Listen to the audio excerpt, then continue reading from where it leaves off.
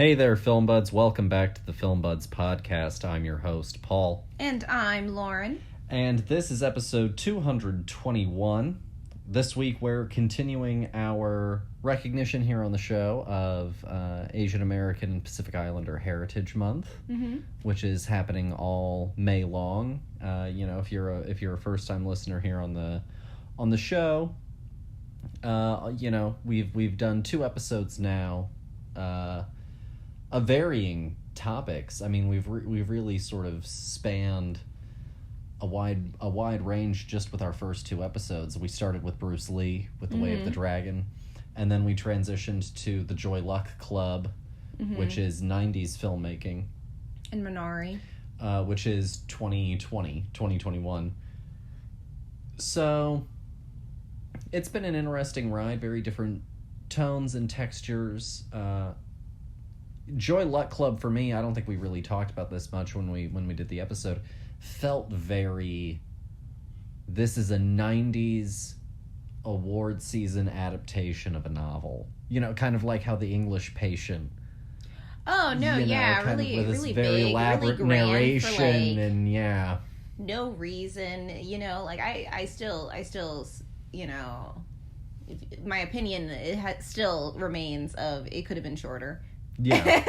And if you want to know more, go back and listen. Yes, of course. This week, we're, of course, continuing that, and we're doing a little bit of a different thing. We're going to go and we're going to do documentary work for the episode. And so we'll be looking at I think they actually might have both been on TV, but one is a film, and one is an independent film, and then one is like a direct aired on TV, like a cable broadcast kind of TV documentary. Interesting. And so we'll also, of course, be talking about some news with y'all. The Netflix layoffs that happened this week, the She-Hulk trailer, maybe some other things. But before we get too far into that, I guess, I don't know if we've talked about it too much on the show. How do you, I guess, feel about documentaries overall? What's your I guess, long-term opinion on documentaries? Because I don't think most people realize that, like, a lot of the educational programming that we grew up watching, like, counts in the documentary range. I love documentaries. I grew up watching, like, Steve Irwin. Oh yeah, with like Animal Planet shows are all documentary based because it's all real live animals. It's no staged stuff happening. They just work a narrative that we can understand around the things that are happening. But other than that, that's all real. These are all real animals. Yeah.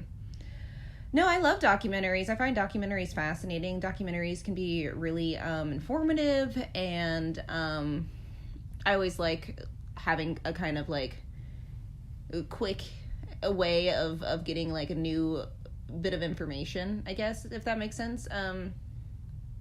Getting to trial something instead of, buying the book. I get to watch it on a movie, or It's like a guest lecture kind of a thing. Yeah, exactly. I get to try on, this profession or this lifestyle for a little bit and get, like, an authentic view of it instead of whatever Hollywood's version of this looks like, which isn't real. And I find documentaries more, I guess, reliable than let's say, like, reality television. Yeah, which is complete fiction. Still scripted. Yeah, exactly. And, like, for this, it's scripted nonfiction. Yeah, exactly. Where this is kind of like you have a goal for your documentary. You have an endpoint that you have in mind, and then you just kind of see what happens, basically. If you put yourself in this situation, what's going to happen next? If I'm filming this pride of lions in the Sahara and I follow them around for a little bit, what's going to happen? Or I don't know if lions are in the Sahara, but or if I put myself in crazy situations, and I film that. You know, Borat was partially a documentary. That I think that's maybe, I guess, potentially going back into like the scripted reality kind of. Oh yeah, for sure. Well, I mean, partially considering the fact that like they're the only ones being scripted. Yeah. But like the rest of it is they're in on the joke. The rest of it is sort of just reaction, pure reaction kind of stuff. Yeah, exactly. No, yeah. So I was really pumped about this week, getting to watch some documentaries, especially the fact that like these documentaries are just completely night and day of content as well. No, absolutely. But I think they also go back, you know, I think that they're both night and day in terms of, you know, what they're talking about, but they're all also getting back to, because I looked at the age of both people that are involved in this documentary, and they're of the same generation. And so we're also kind of hitting at this, like, very particular mindset of how life was influencing, you know, two particular, you know, Asian men of different cultural backgrounds in America, like growing up from different perspectives and focusing on different issues. And no, yeah, and like I mean, at the really base storyline of each of these, it's a you know, we just want to be treated as people. Kind of narratives. Yeah. You know, which is really relatable, and it's really interesting to, you know, to get to view this lens into a world that like I've never really gotten much experience into. I feel like in both instances, you know, one, because I never watched The Simpsons, and two, I don't know what it's like to be, you know, an undocumented individual. Yeah. Well, I enjoy documentaries a lot. I kind of, you know, I grew up watching documentary television a lot, obviously, just like you did. Like we talked about, you know, Discovery and Animal Planet and all of those sorts of things. But then eventually I did start to get a little bit more into documentary kind of in high school in filmmaking through a class that I took in my junior year. And I've really enjoyed documentaries, but it's still not something that I super engage with. It's something that I think that I would like to engage more often with than I currently do. It's an interesting thing, you know. I don't think that we've ever really talked about, like, documentaries are no different than essays, right? You know, they'd have different functions, they have different purposes. And so, you know, you've got poetic documentaries, which are just meant to really evoke like a very specific sort of feeling. You've got expository documentaries, which are meant to, of course, you know, go and just explain something, and usually they also have some sort of point with them, or some sort of argument or something like that they're also trying to make, but not always. Okay. You've got, you know, participatory documentaries, which is where they're really engaged with their subject. It's not this sort of fly-on-the-wall, disassociated kind of thing. They're really engaged with it. Okay. Then you've got observational documentaries, which are, of course, fly-on-the-wall documentary. You're watching. You're observing. You've got reflexive documentaries, which are all about, and these are a little bit more sort of avant-garde, right? It's about the relationship between the movie and the medium and the people consuming it. Okay. It's very much aware of the fact that it is a film, and it's kind of like about that sort of, almost like the joke that they're making about Abed the movie in Community, when Abed becomes a prophet and it becomes a movie about the making of the movie. Yes. Kind of like that. Okay. Kind of like, oh gosh, what's that Wes Anderson movie? The one with Bill Murray, the one he's the sea captain. Life Aquatic. Yeah, Life Aquatic. Yeah, a little bit. Okay, because it's the movie about the making of this documentary. Yeah. And so it's sort of a documentary equivalent of that. Okay. And then you also have performative, which are, again, it's kind of a little bit more of like an avant-garde, sometimes sort of thing. You're doing something very specifically where you're documenting that and you're putting that specifically on there. So like Super Size Me. Oh God, yeah. Well, I mean, yeah. I guess like I was saying earlier, putting yourself through crazy things in order to get some kind of reaction to it, whether it be good or bad. I mean, like the Super Size Me movie, even though hasn't it been debunked now?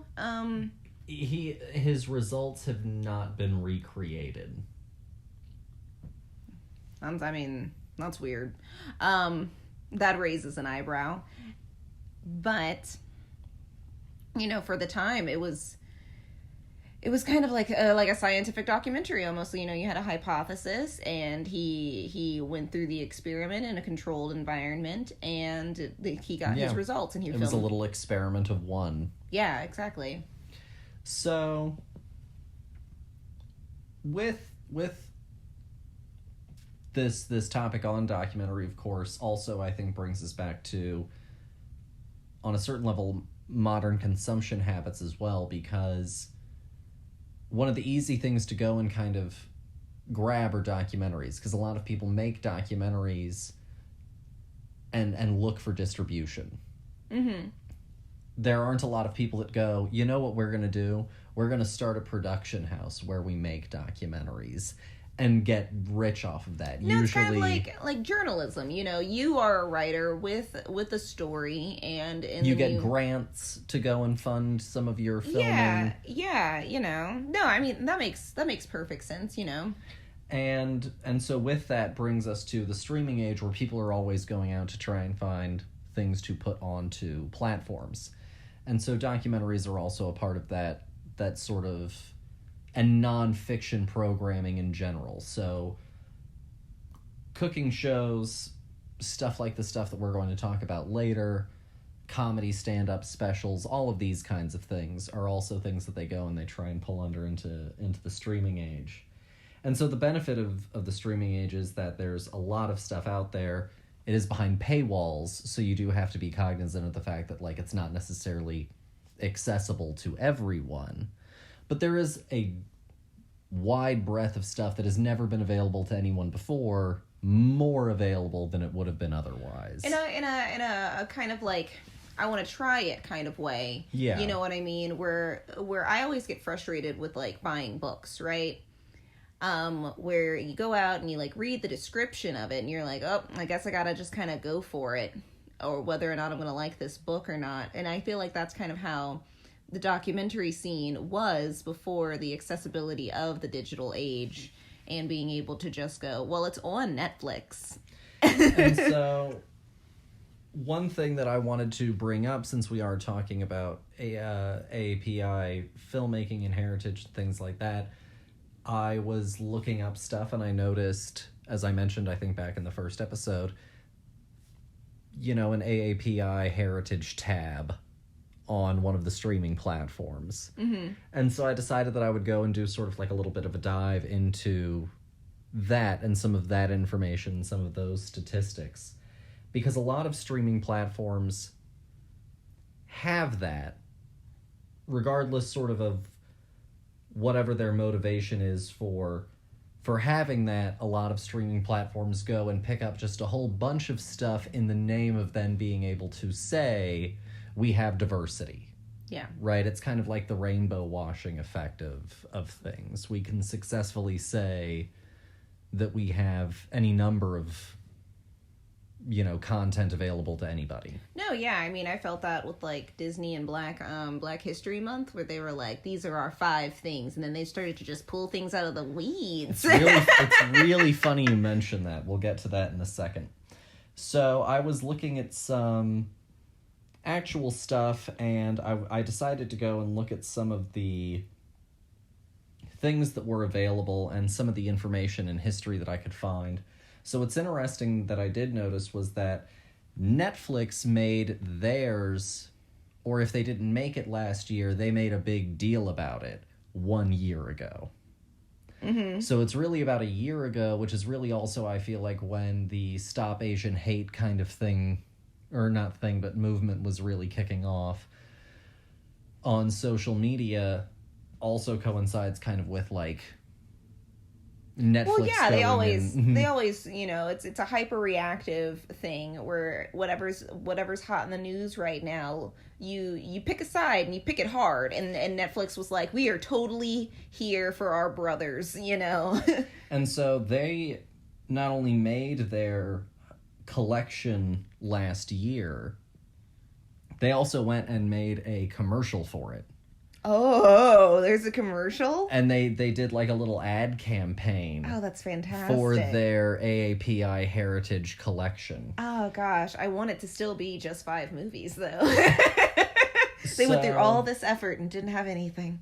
I decided that I would go and do just some very quick, not the world's most in-depth, but little sort of investigating and poking around into this. Mm-hmm.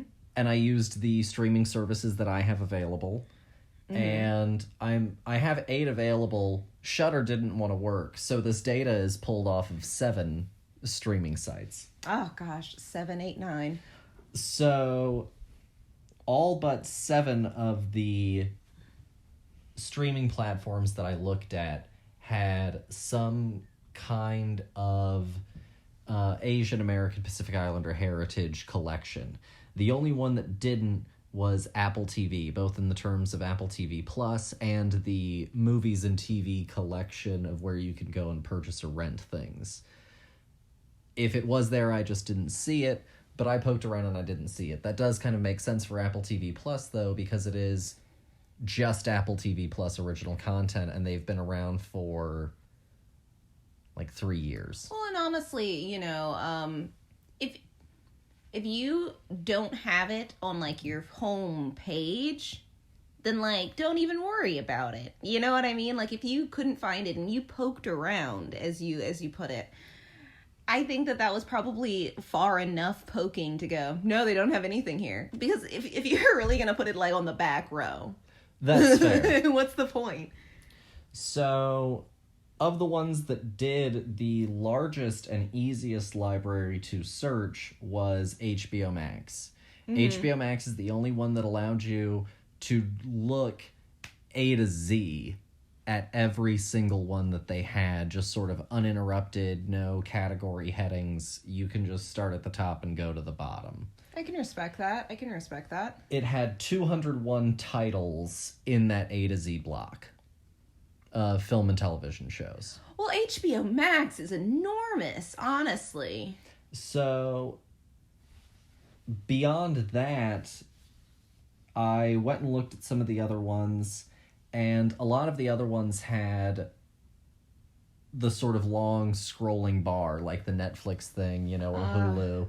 And so for those, it was kind of hard to get an accurate total on how many you had, because you would run into repeats in some of the bars, and you couldn't just go and look at a whole section. So then what I ended up doing was I just looked at whatever the top row was, and I counted how many things were in that top row. Okay. As just sort of like a how many are in their top row. You know, this is supposed to be the thing that if this is where you start, this is, you know, our best display kind of a thing. And so I scrolled around and looked at some of those, and the shortest featured top list was on Discovery Plus. It had 15 programs in its top list. It had more programs if you poked around, but it also still had some repeats further down, and just that initial top list was only 15 titles long. Beyond that, the longest featured list was Amazon Prime Video, which had 58 titles available. Disney Plus had them all in one sort of large block, but they had a few little subheadings, and grand total, they only had 61 titles. I'm sure that some of those are stretches. So, well, and it's funny that you mentioned some of them being stretches, because on top of that, you also had a few things like in both Hulu and Amazon Prime, the movie Sideways showed up. Are you familiar with the movie Sideways at all? No. The movie Sideways is by director Alexander Payne, and it is about two white guys who go to California wine country for one guy's bachelor party, and they both end up having these sort of affairs while in California. For the married guy, it's just sort of a fling, and it's chaotic. For his best man, it's him trying to get over the fact that he's sort of miserable. And it's about those two guys, played by Thomas Hayden Church and Paul Giamatti. And then our two lead women are Sandra Oh, our Asian woman, and Virginia Madsen, a white woman. So 3 of our 4 leads are white people. I mean, they might as well just say that, like, Grey's Anatomy is also a part of the AAPI watch cycle And, because like, I get of it in the the one sense of, character. You know, it is Sandra Oh, and if you wanted to go and watch Sandra Oh's career as a part of that, it would count. But also on a certain level, if we're talking about, like, celebrating the heritage of a people, I'm not sure that Sideways, where Sandra Oh is the woman that Thomas Hayden Church has an affair with his wife on, or a affair on his wife with, is really necessarily, like, something that qualifies. And then it was also, of course, on 2 different streamers. Well, I think that that's really interesting because of the fact that, like, okay, then by that same metric, Black Panther is a white movie because of its one white character. Am I hearing this correctly? Black Panther is a story about white people for white people because of Bilbo Baggins. White pride. That's right. Okay, I just wanted to spell that one out real quick for you. Well, and then also I was looking at it, and, you know, some of them are also, I think, things that are just sort of funny. Like, one movie that I saw, you know, was, again, like, Shanghai Nights, Shanghai Noon. But then I also saw, furthermore than that, The Scorpion King. Which does have, admittedly, 2 AAPI leads. It has... yeah, but they're playing Egyptians. Oh, okay. That's what? So I had a real fun sort of poking around through all of that, but then furthermore on top of that, I decided to go and pull up some hard data. So I went and decided to poke around at a few different sources beyond what I had already looked at. And so one of the things that I found, it wasn't related to Asian American heritage, but it was related to streaming services and the Black History Heritage kind of tabs that they have. Mm-hmm. And so with that tab, they went and they did an examination of all of the content available, and they looked at the films and the TV shows in Black History Month or Black Stories or Black Lives Matters tabs, and looked at the percentage of the movies and shows in those that actually had a Black director or writer or creator. And so in Disney Plus, only 17% of their TV shows that were under this sort of, you know, Black celebration tab had a Black creator, producer, showrunner, writer. And only 45% of the movies did. Oh, that's really a bummer. Honestly, like, looking at these numbers, Netflix is looking really good. Yeah, comparatively, it's 62% and 75%. And I think that that's really interesting also that, like, no offense, 62% is considered a good number if you look at it. Well, yeah, I mean, comparatively speaking, but, like, it is more than half. But also, it still isn't 3/4. Oh, no, and the highest number is 3/4. It's 75%. So that means that there's still a 25% But like I like 75%. I think that's acceptable. I wish that it was kind of, in the 60s to 70s all the way across. The fact that it's like literally just like going downstairs almost. Yeah. That's really sad. And Disney, definitely comes in real low on that front. But also, if I'm not mistaken, Disney in general also just did not have that many. It only had 37 pieces of content. One of those is The Color of Friendship. Yeah, for sure. Which is probably one of the things also written by a white person.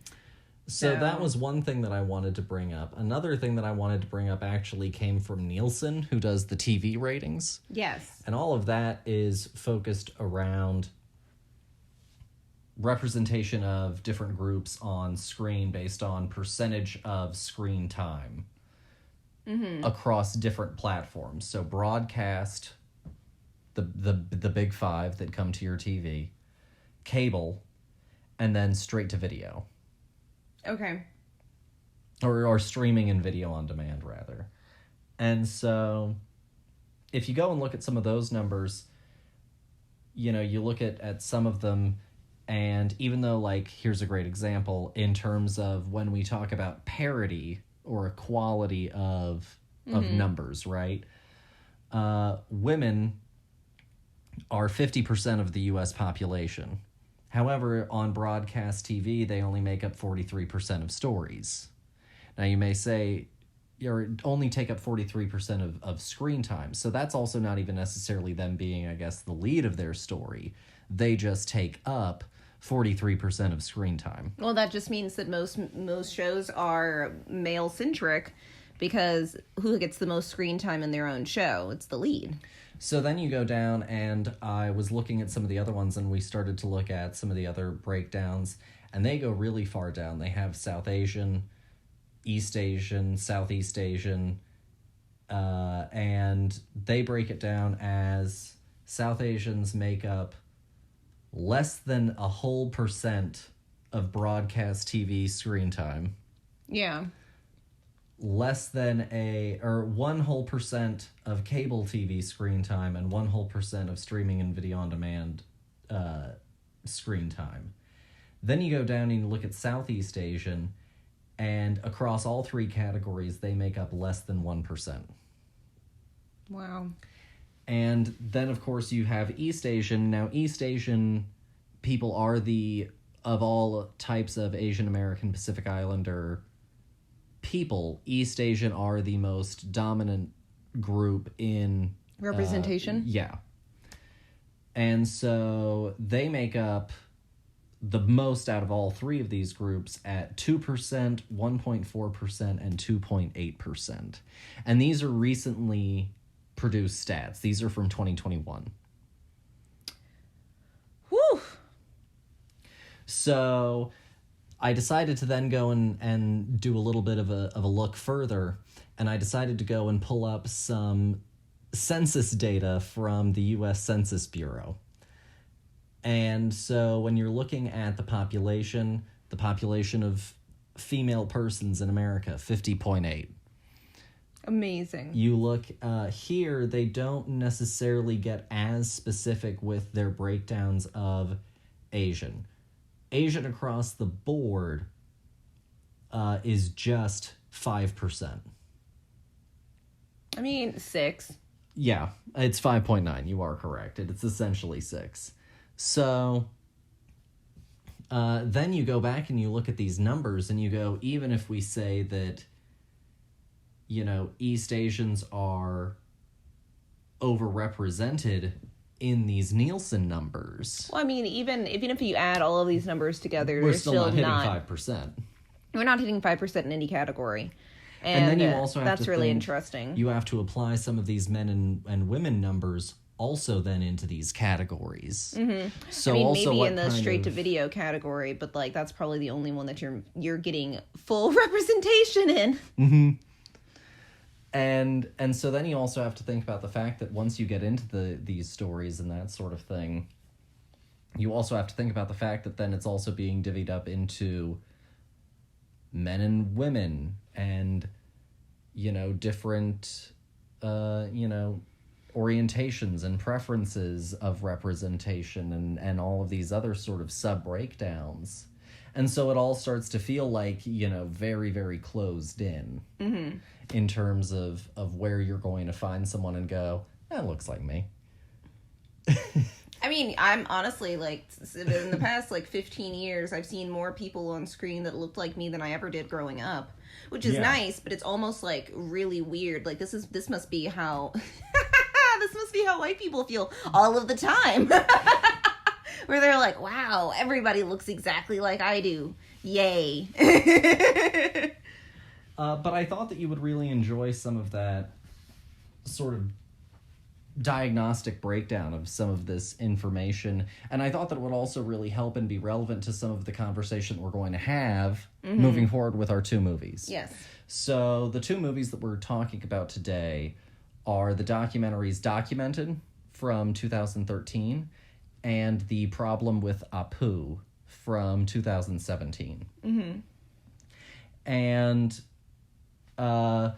they tell very different stories, but again, they also do get back to that sort of core heart idea of what is a human experience and how do I want to be perceived as a human, and who is shaping that narrative and how, and some of those things. Mm-hmm.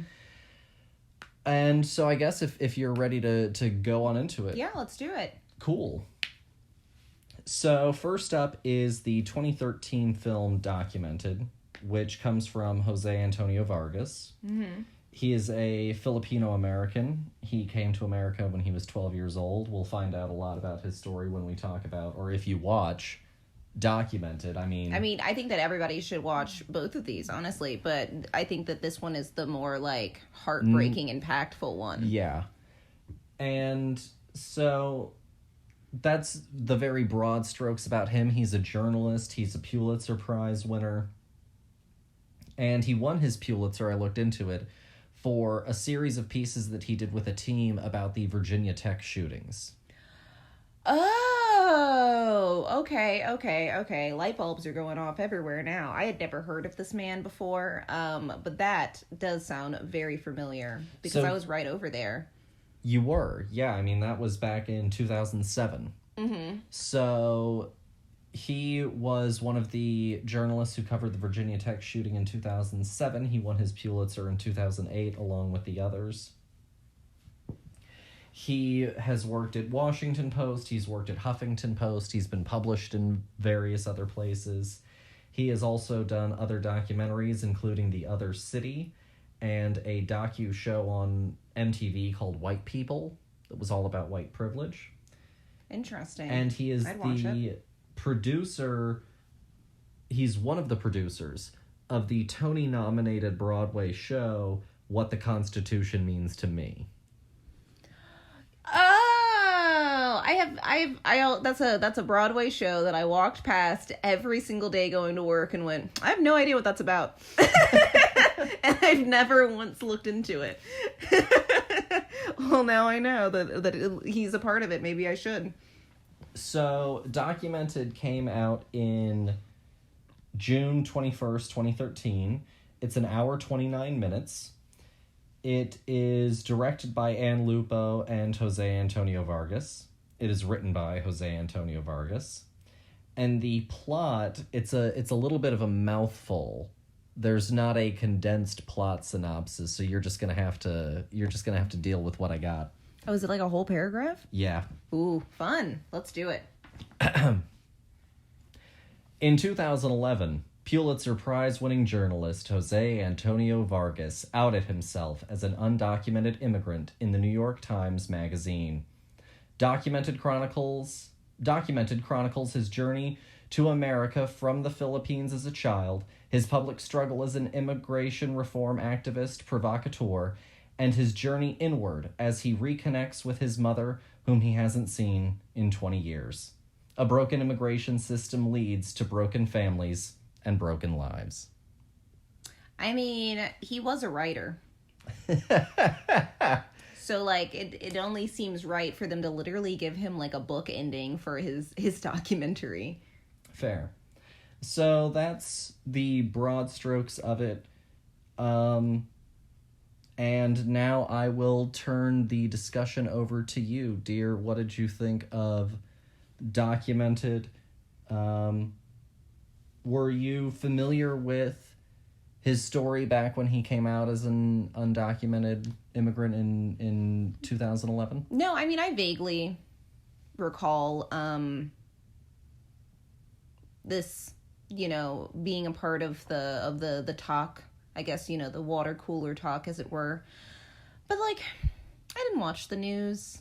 I was busy being senior year of high school and whatnot, and figuring out the life's next steps. Like, I wasn't paying attention. Yeah, and right after that, I guess you were then moving to Virginia as well. Yeah, so it was just kind of like, it didn't phase my radar really at all. Maybe a blip, but I never read the article myself personally, and we didn't subscribe to that magazine or anything, so it wasn't like it was coming, it wasn't like in New York, walking down the street, seeing this catch your eye, and then buying this magazine. Like, we were in the suburbs. So no, this was a complete, like, new beginning for me. This story, his life, honestly, I feel bad that I've really never heard of him, and he's like a Pulitzer Prize winning, like, journalist, and is everybody apparently knows this guy, and I feel a little left out, but that's okay because I did that to myself. But the documentary itself is a necessary watch, I think, as an American, or just as a human being. I think that it was hard in places for sure to watch, because, like, I wouldn't know what to do, and I didn't feel too far, I guess, off from, like, how old he is currently in this film in 2013, and, like, where we are in our lives right now. This could have easily been, like, my story.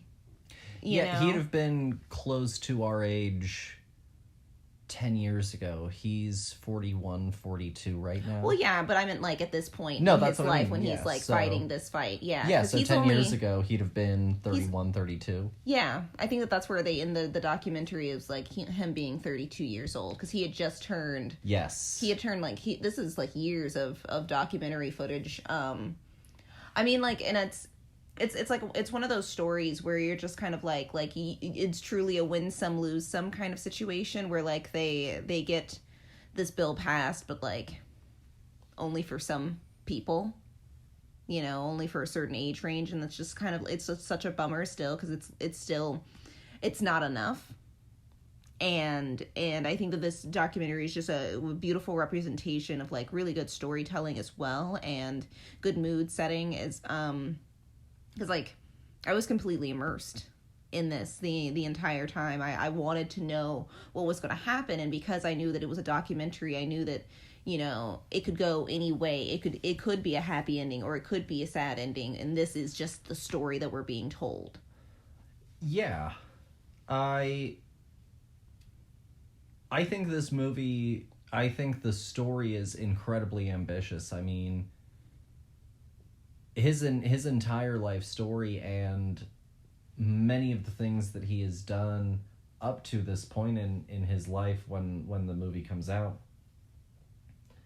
a lot of that stuff could have easily filled an hour and a half of its own time. Mm-hmm.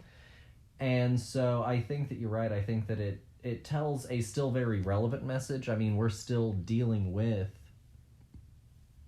immigration as a very hot button topic in American politics right now. Mm-hmm. It's still talked about as one of the things that is going to influence, the midterm elections coming up and the presidential elections coming up. Mm-hmm. And so the immigration, situation has not cleared or clarified in any kind of way. And I think that the one thing that this movie does really, really succeed at, and I think hits the mark at, is putting that sort of very just plain human face on the problem. Mm-hmm. I think it doesn't necessarily try to get too informative into a lot of like the nuts and bolts of how the immigration problem, such as it is, got to here. No, it's more of like it's here, we're living it, and we can't get out of it, kind of situation. Like, we don't ever get like a history lesson, but you do feel the constant weight of like, what if it's today, kind of thing happening. What if they catch me? Yeah. But I am an American. And I mean, I know lots of people who are, first generation born here in America or second generation born here in America. And like, I know that even in the last few years, times have been stressful enough for them, even with some of their parents who came here the right ways. There has been a lot of stress and a lot of struggle. And so to your point of like the problems here, we're just living with it. I think that definitely is what it's kind of hitting at. I think it maybe sometimes assumes that you are a little bit more familiar with some of the machinations than I think it maybe should assume that most people are familiar with. I think it maybe could have had a little bit more in there, just somewhere up front, explaining some of like the process in a little bit more of an elaborative way than I think we ever really fully get. I think that that's a very valid point, but I also think that I like the way that they kind of frame it as like, there are no options, and that's why we don't get. And he does go through like that brief for sure part in the film where he breaks down like why he doesn't qualify. No, for sure. I guess showing in full what most people think the right way is, versus like what the actual process is in like a really full way. And we do get a few moments of it. One of my favorite moments was when he talks about why his mom can't come. That for me was like a really, really interesting moment where I was very, very fascinated by like the very quick, simple policy decisions that like completely excluded someone from coming. Well, that's why I liked the fact that like the literal 3 like tree bullet line thing that he made for why he didn't qualify. Like, it literally was as simple as 2 questions and being like, well, I can't even make it past this first page. Yeah, that's it. That's done, and it's done for so many people because of X. Yeah. And I also enjoyed, him being so willing to talk to people who have an opposing opinion as well, and willing to just kind of put himself as the poster child for this, because 1, it is his life, so he's not living a falsehood, but 2, he does have the access and the ability and the recognition to get into these places, to do something like this that the average person can't do, and willing to put yourself in a risky situation in order to make a point, because there was never a point in this movie where I was like, no, he's definitely an American. Yeah. Like, there was never a point. Like, looking at his old high school photos and stuff, I was like, yeah, that's Northwest right there. He could have easily been at our school. Yeah. There's no, it doesn't matter. But the fact that, and also I thought it was really interesting, the fact that they really framed the immigration topic as like it is an issue if you are of color. Because that old lady talking about the fact that her granddaughter or whatever from England could come over, and she just had to explain that she had a good job, basically, and like that was it, and they were like, yep, sign her on, she's an American citizen. Whereas, like, he's been living here his entire life, he has a very distinguished career, and literally he can't get past step 2 because of not being white, or not being from a checklist of approved locations. Well, and one of the things that he ended up getting involved, he's undocumented, he's also gay, and one of the things that he also got very involved with was the fight for marriage equality. And for him, part of his framing device for why he was so in favor of it beyond his own, well, not beyond his own, but in conjunction with his own perspective as a gay man, was the fact that it's partially an immigration issue. Because if there's no marriage equality, then also gay immigrants and lesbian immigrants and things like that, they can't then come and marry into citizenship. Well, yeah, no, I was also, because, like, the other step on the list was, like, have a child in America, have a biological child, basically, on American soil, and, like, you know, unless he was willing to put himself through, like, doing that, there was really no chance of that ever happening, unless, you know, maybe he had a surrogate. Yeah. But, like, again, like, you are limiting the options, you're limiting the people here for a very heteronormative mindset, because it was, like, you could marry into the States, but would you be willing to put yourself into a marriage that you didn't Because also choose? they can revoke that status. Like, it's not as simple as agree to it and marry and sign off on the forms. If, you know, immigration services in any sense decides that they want to poke and prod this thing, They don't think that it's genuine. yeah, you can end up in trouble, and so can the person that helped you. Yeah, no. So it's not necessarily the best system, and I think that is really where it highlights it, is also just the pure frustration, and also the compromises that, for, you know, some people in Washington seemed like an okay compromise. We won't make it anyone over 30. We'll just make it for the people that are young. Which I think that is because we shouldn't, you know, take them out of school was their thought process. You know, let's make like public school is making generations better. You know, that's the only thing that's doing it, guys. It's just the public school system. That's why we don't give it any money in certain areas.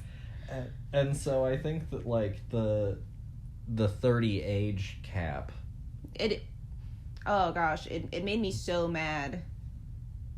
Because, also, you know, I guess little spoilers, but if anyone was paying attention and doing any kind of math, they realized that he didn't qualify. Yeah. Which is such a bummer, because, like, we would just qualify. And, like, if this had been you have a December birthday, we would, like, have to get you, like, done now, or else, like, you would age out in 6 months. Yeah. 6 months time. So hope it doesn't take that long either. You know? I guess this isn't like a better solution, but why don't they do it like for a percentage of your life that you've spent on this area? You know what I mean? If, like, you've spent 90% of your life here, but now you don't qualify, you know, you don't hit an age cap, like, I think that you should still, you know, in the mindset of crazy people who don't want to give people true rights, I think that this is better than just being like, well, for the children. Save the orphans. Like, my gosh. No, I think that's all honestly completely fair.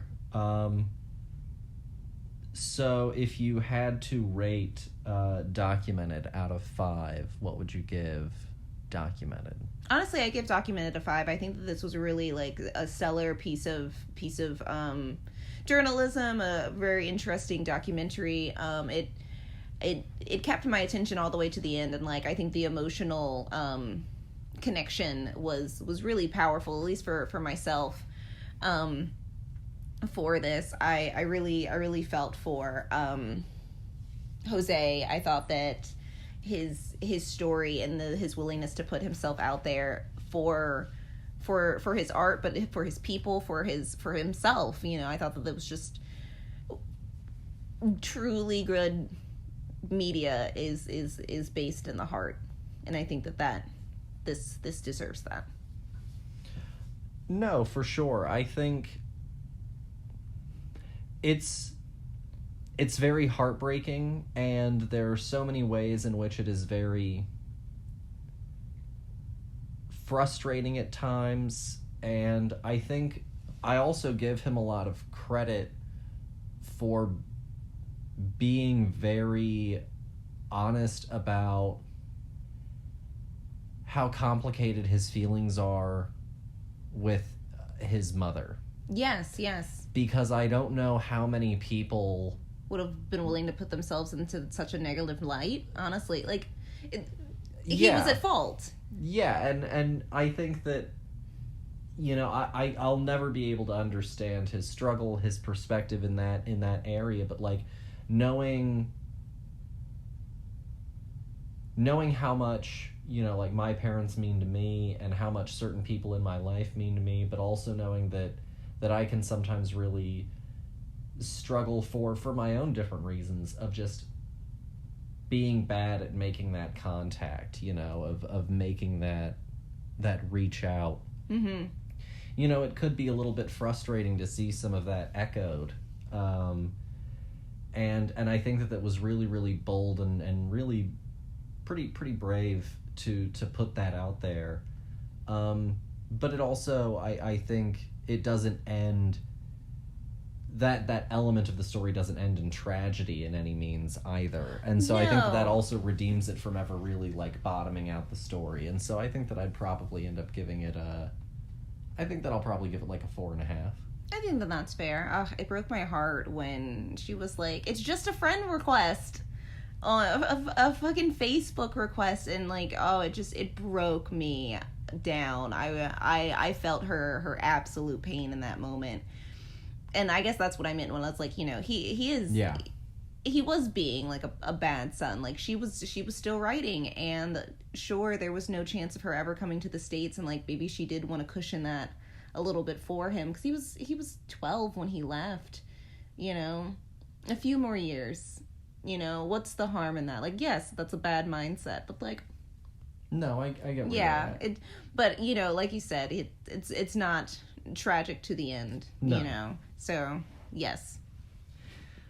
And so I think we'll sort of go ahead and wrap that up and move on to our next film, which is the 2017 The Problem with Apu. It came out November 18th, 2017. It's the work of Indian American comedian Hari Kondabolu. He's from Flushing, Queens. Amazing. And he has a master's in human rights. Fascinating. That's awesome. Right? He has been in stand-up since 2006, and part of his old stand-up routine included him reading the U.S. citizenship application aloud. Amazing. He's got 5 comedy albums, he's got multiple specials, and he has appeared on podcasts, including Politically Reactive, which has 3 seasons or 4 seasons, and he's a rotating host, or he's one of the rotating hosts on a show called The Bugle. Like I said, it came out November 18th. It runs for 49 minutes. It's available on Hulu.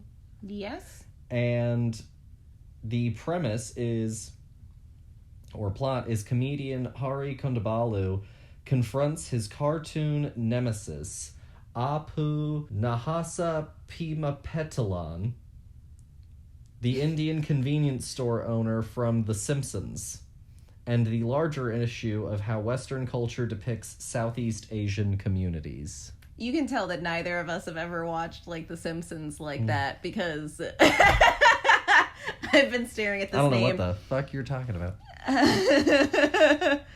I just know that the last part is, like, Petalon.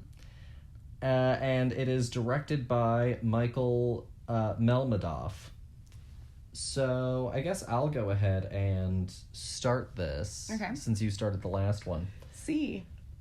I don't think I have ever, in my entire life, seen a single whole entire episode of The Simpsons start to finish, front to back. Don't think it's ever happened. I just wanted to start there. What's my opinion on it? Fuck it. What's my opinion on Matt Groening's work overall? I've seen random episodes of Futurama. Some have been better than others. I watched that fantasy show that he did, Disenchantment. Yeah. It's fine. It had one bit that was really, really good with a cop chase in season 1. But, like, other than that, the whole thing was a little bit of a wash for me. Hilarious. So, like, what the cultural reference point for all of this is, I don't get what people are fucking on about. You know, I go to Universal Studios in Hollywood, and I go to Simpsons World, and I go, man, when are they gonna tear this shit down? Counting down the days. What are you talking about? People are pumping it into their veins. I went and did the ride. That's the longest Simpsons content I've ever I've watched. been on the ride too. Was the Simpsons ride content. Who were those characters? No reference point. So absolutely hilarious. I was more aware of this and like some of the backstory of this and some of the backlash of this and some of what has come from it than I really have like a hard understanding truly of anything beyond there is the Simpsons, there is Homer, there is Bart, there is Marge, there is the baby, there is Lisa. And there is the baby. Oh gosh, absolutely wonderful.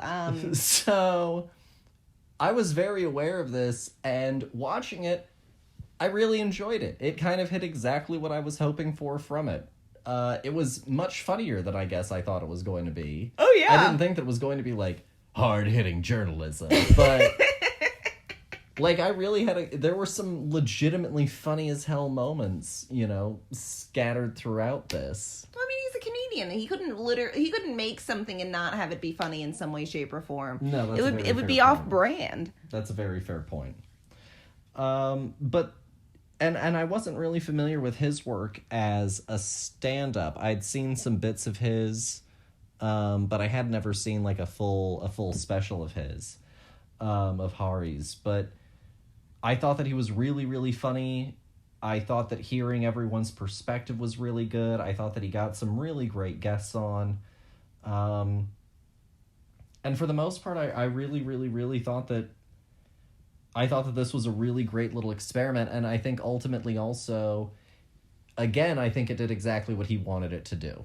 Mm-hmm. What about you? Oh, I really enjoyed this. So, gosh, what was I doing in 2017? Apparently not being aware of this. I had no idea that this happened, but also, like, I'm not up on the latest Simpsons news either. I guess my relationship with The Simpsons is, my mother banned it from the house. That's the Karen I know. She thought that it was absolute dribble, that it was the worst thing that had ever struck the television, and refused to have it on in the home. I think that's probably why I drifted to like Family Guy as like a child, as like a rebel thing. I was like in the middle of the night watching Adult Swim Family Guy, and I think that if Family Guy had been on instead of, if The Simpsons had been on instead of Family Guy, like then I would have probably watched it there, but. So I never really watched The Simpsons until much later in life, and I've now seen episodes of The Simpsons scattered, I think because of access to it being on streaming services now and being curious as an adult. And I'm with you. I don't get it. I don't get it at all. I absolutely don't understand. And I think that maybe I needed to be an adult in the times of when The Simpsons was coming out, or like the target demographic when The Simpsons came out in like the late 90s or maybe you need to have the 80s. same brain defect that makes you think Friends is funny. I mean, maybe.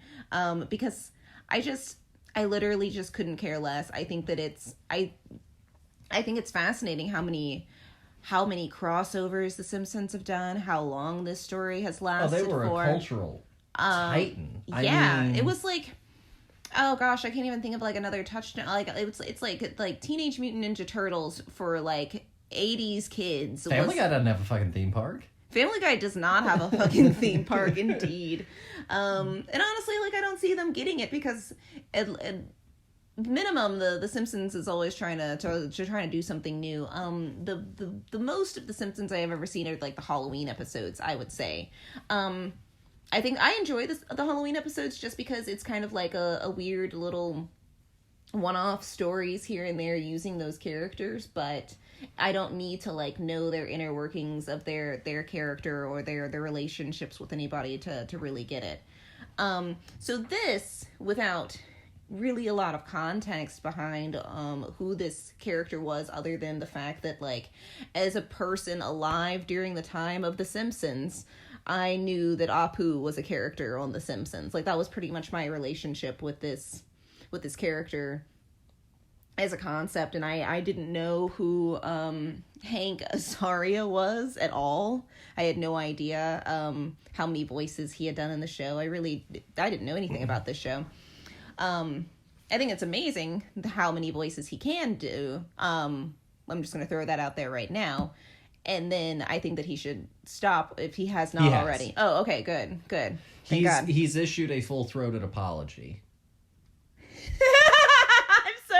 I'm so sorry after watching this and how much like they really like begged him to be a part of it, and he was like, nah. So he wasn't a part of it. I'll let you know a little bit of this. So like he wasn't a part of it in 2017. They tried to materialize some sort of middle ground. That ended up not coming through. They did an episode of the show where they addressed it, but it was kind of crap in some people's opinion of how they addressed it, because essentially they went, man, something that was once beloved is now considered offensive. And just kind of like shrug it off and just sort of leave it there. Oh my gosh. Azaria ended up officially coming out and being like, I have offended people, and if it's offending people, then I just need to listen to people and leave the character alone. And he quit voicing the character. Eventually, The Simpsons did come out. This was after the George Floyd protests, and said that they will no longer have in any instance on the show, any non-white character voiced, even for a second, by a non-white or a white actor. And then he also, Hank Azaria, sometime around 2020, 2021, I believe, was on Dax Shepard's podcast and talked about it, and talked about, the harm that he did and sort of his remorse for that, and his taking part in that and perpetuating some of that. Well, that's good. So you want to talk about a documentary that maybe didn't get the results that he was wanting immediately? Within it, but it did happen. Yeah. It struck a chord enough that people were willing to listen, which I think is fascinating, that you have to like make something so elaborate in order to wake people up and realize that maybe this isn't the right course of action. This was the thing that literally finally got The Simpsons to be like, okay, I guess we're done with this now, instead of continuing to make a joke out of a joke. But that aside, I really enjoyed this a lot. I had never heard of Hari before this. Like, I've never seen any of his stand-up or anything like that. I'm not really a big stand-up comedian kind of person. Like, I don't sit and watch. Yeah, I was comedy. I was thinking about asking or addressing that with you, was the fact that, like, I've seen a little bit of his stuff, not a lot. But I watch more stand-up than you do. Yes. And the only reason that I probably haven't watched much lately is mostly just because, like, we don't. Well, yeah, I mean, I have nothing against stand-up comedy. For me, it's not... It might be, like, an environment thing. Maybe I need to be in the room with the comedian, like, for it to be funny. But sometimes for me, like, I just don't find, like, watching stand-up comedians, unless they are really good, it's gonna be like a painful 2 hours, for one joke that's funny every 10 minutes does not land for me. Like, I had a really hard time with, like, the Dave Chappelle ones. I was like, oof, these are rough. Well, and neither of us really were, like, enamored with, and maybe we should try the other cut of it, but the director's cut of Tambourine, the extended cut of Tambourine, Chris Rock's stand-up special. Oh, yeah, that was, it was hard. Highs and lows. So, like, I don't know if I'm willing to, like, put myself through that just for, like, a few fun jokes. Like, I think that I've always been more of a, I'll catch the funny things on the internet later. Mm-hmm. You know, somebody else will find the funny things for me, and then they'll condense them down into a 2-minute bit, and I'll be like, that was the gem right there. We found it. And I didn't have to search for it myself, you know. Let somebody else dredge through the mud.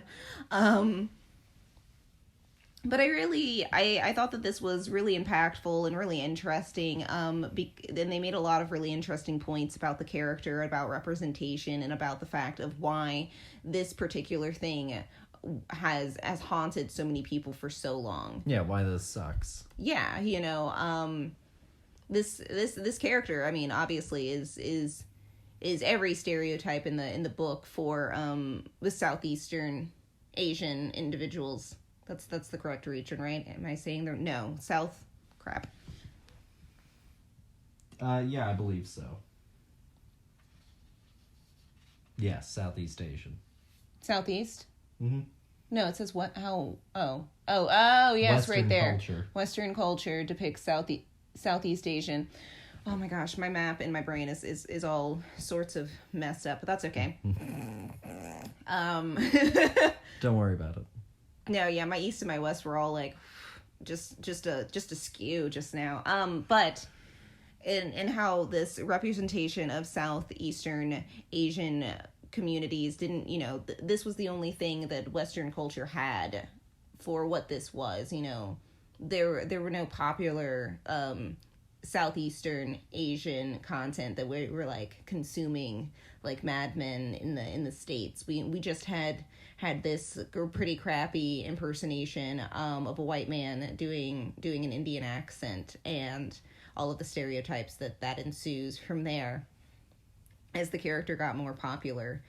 And I'm glad that he put this out here, honestly, you know, because for me, and, you know, I guess, like, we talked about it on a walk the other day about the fact that, like, Cleveland is kind of a similar point, but not the same because of representation, because the amount of people who are out there who are an authentic version of this exist. For me as a black woman, Cleveland being voiced by a white man doesn't rub me as wrong as the literal only representation of a culture being misrepresented, like, especially for something that's being so viewed by so many people. Yeah, this is a huge thing, and you're basically like spitting in the face of so many people while rolling in your pools of Simpson money. Yeah.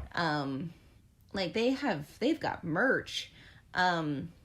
I also really loved the artistic style of this. I thought that it was really creative. I loved all of the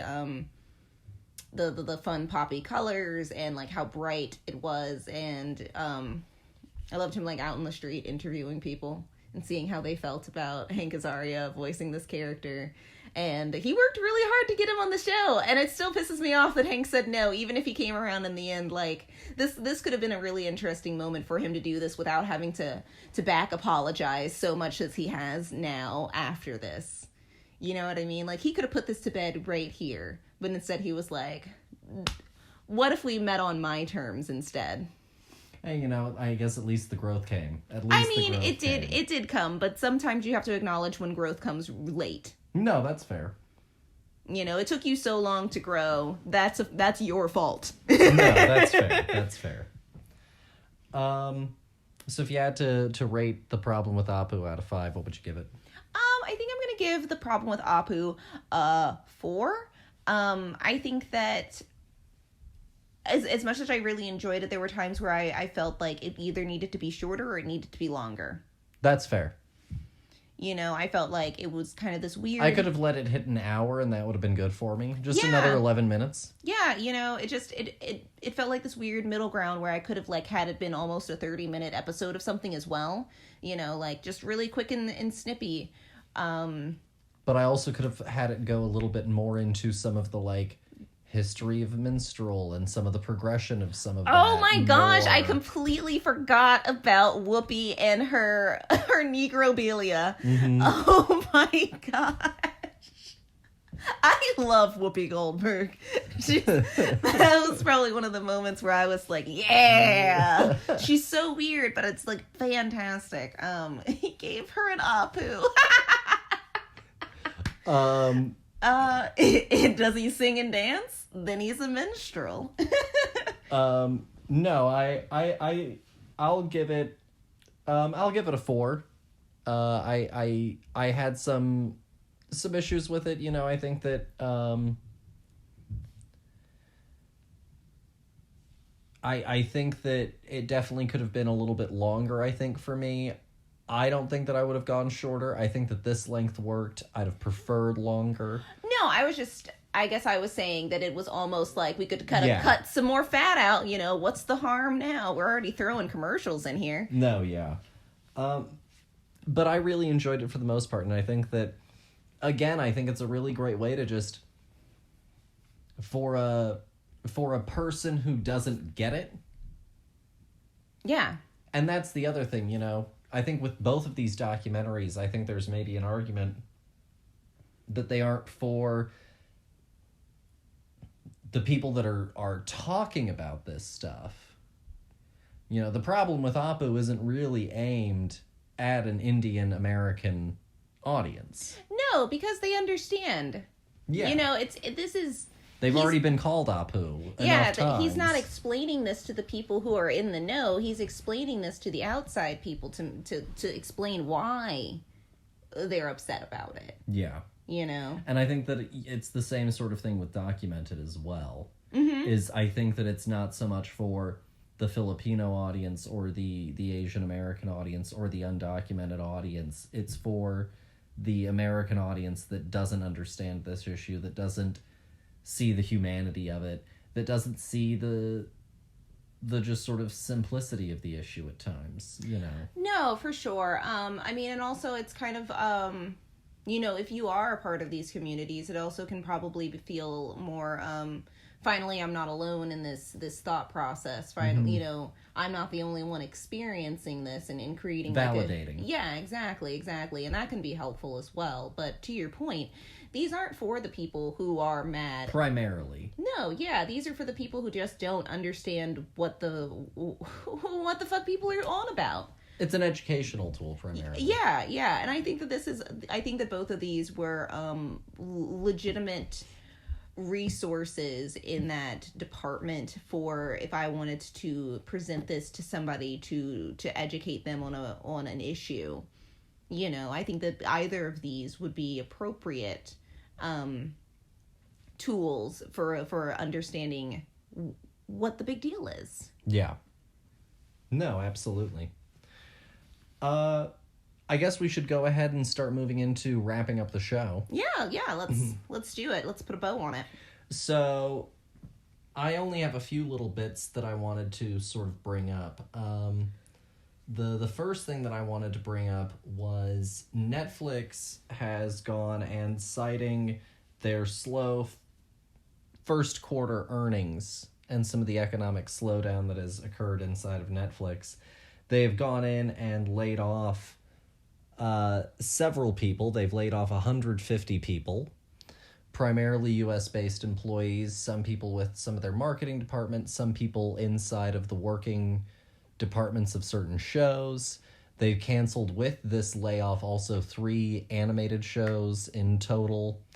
But furthermore, on top of this happening, this is also all on the heels of a memo going out discussing a switch in Netflix corporate culture.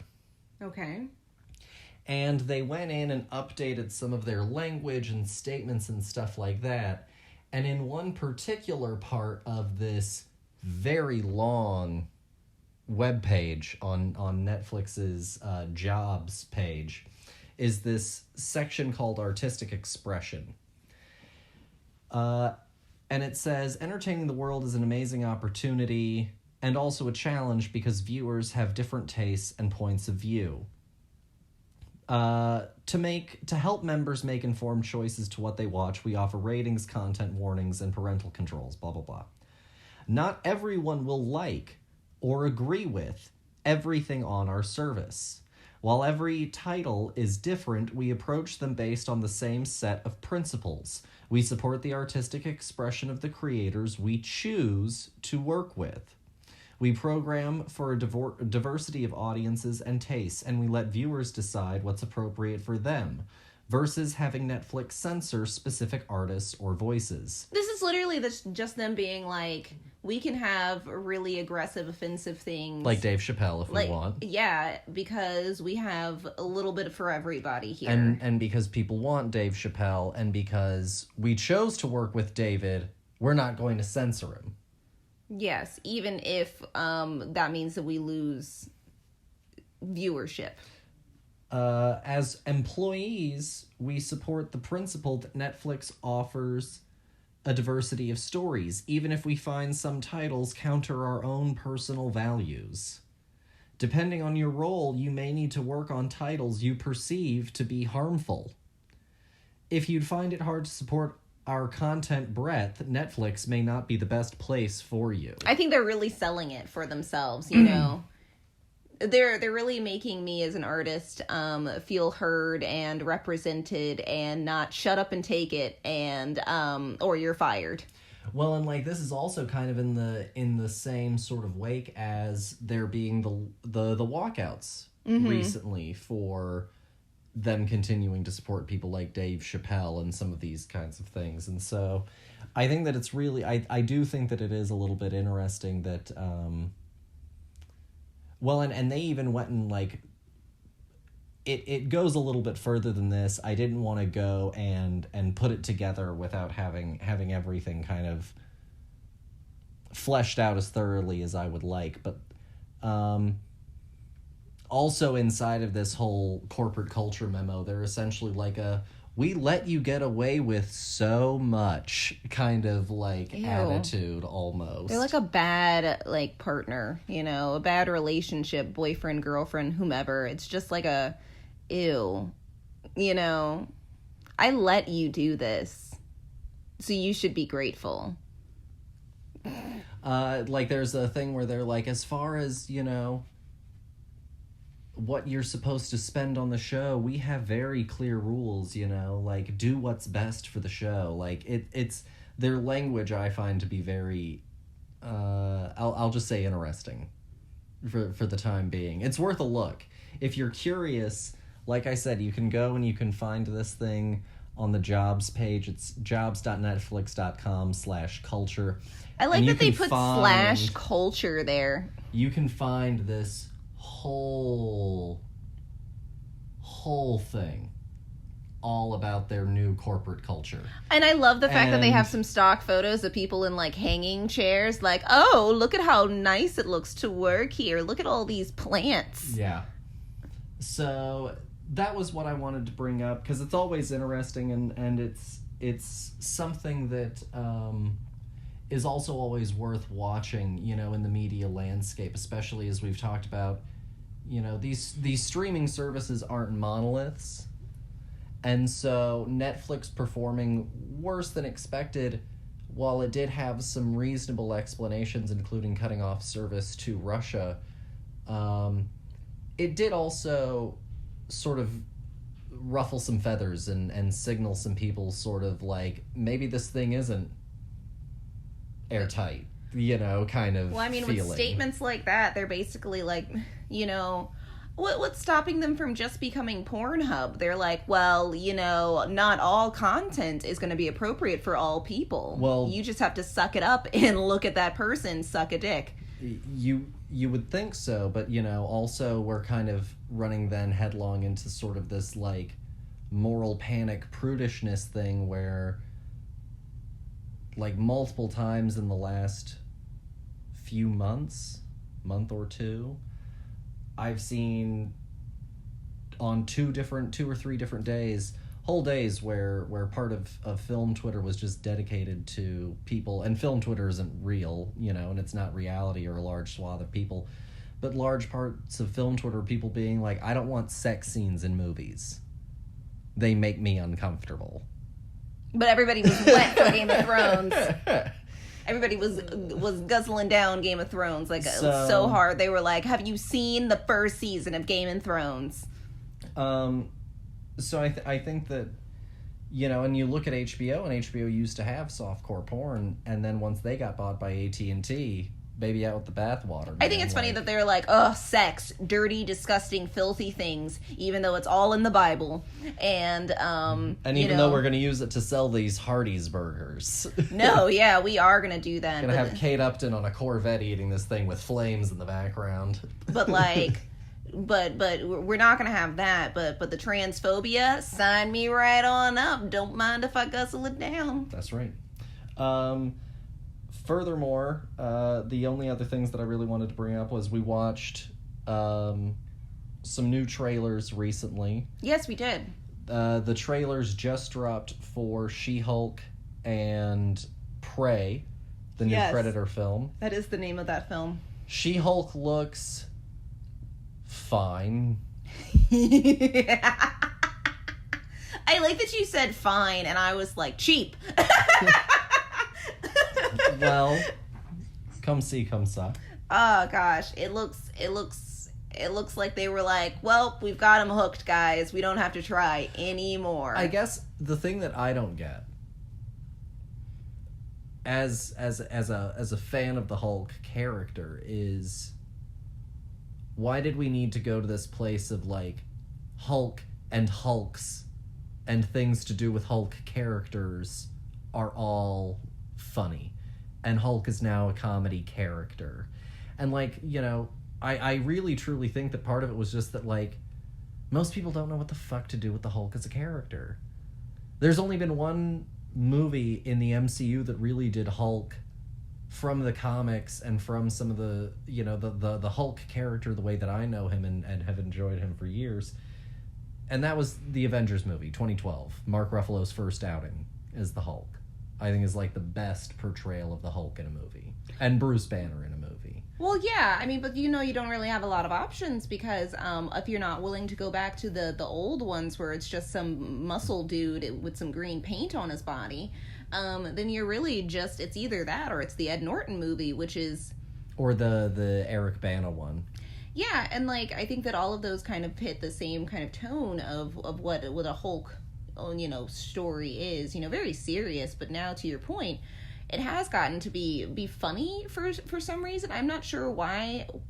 I'm not sure if anyone actually signed up for this and everybody was just like, we need more content. What's another character who's the Hulk? I know, let's just go through the plethora of Hulk adjacent characters.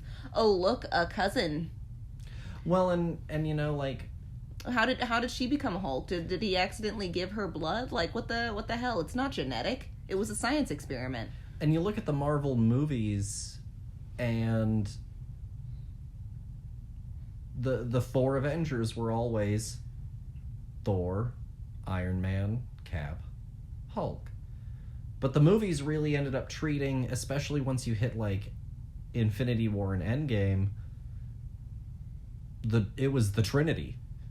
It's Cap, Thor, and Iron Man. Mm-hmm. Hulk is not a part of that. Hulk ends up getting relegated to background status. Which is so sad because Mark Ruffalo is fantastic. And I think that after that first outing, they really just didn't know how to write for the Hulk. They didn't know what made Bruce interesting. And so they just started to make him awkward and funny. Yeah. And now they just, he ended up being like the butt of a lot of jokes, which is really unfortunate because, to your point, I think that the whole characters are very interesting. A battle with anger as a source, deep down extreme anger. I think that's a relatable thing and is something that people do have to manage. And now we're just like, oh, he's just Bruce Hulk, and it's just happy-go-lucky fun times, and it's an 80s sitcom. He's got tacos. Like, what are we doing? And I think that they should have just either kept her big or had some reveal at the end that, like, she is also a Hulk, because, like, I think that it looks really bad, the constant jumping back and forth, at least in the trailer that we saw of her, like, being big in some scenes and being regular sized. I think that they did not know what they wanted her to look like when she became green, and so she just kind of looks like green huge Barbie. Yeah. Like, she's got perfect hair, but it doesn't, like, she doesn't look like she's a part of any scenes. But that's why, I mean, it looks cheap. They didn't have the budget to literally smooth out those lines that much more. Yeah. Prey is just a teaser, and it just promises that it's a Predator movie with Native American people. Tune in on August. And that's, like, it's 40 seconds of that. Yeah, I mean, all you see is, you know, two people, one person running, and then they get pulled down by a person who's hunting a person who's hunting. Basically, you know, who's being hunted. Yeah, hunting the hunted hunters. And that's literally all you get. I'm not even sure when this is supposed to be set. It's a prequel. So it's, if I'm not mistaken, this is even, like, before American, like, colonies were a thing. Okay. So this is, like, pre-1600s, I believe. Man, I mean, they should have just done this, but, like, done it in Roswell, and then had this be the alien that's in Roswell. Is the Predator. I've got a lot of ideas, guys. I'm pretty pumped. It's a main woman. The woman that gets pulled down is our main. Okay. And she's played by Amber Midthunder, who is in the show Legion, and she's great in that show. So I'm pretty pumped about her involvement.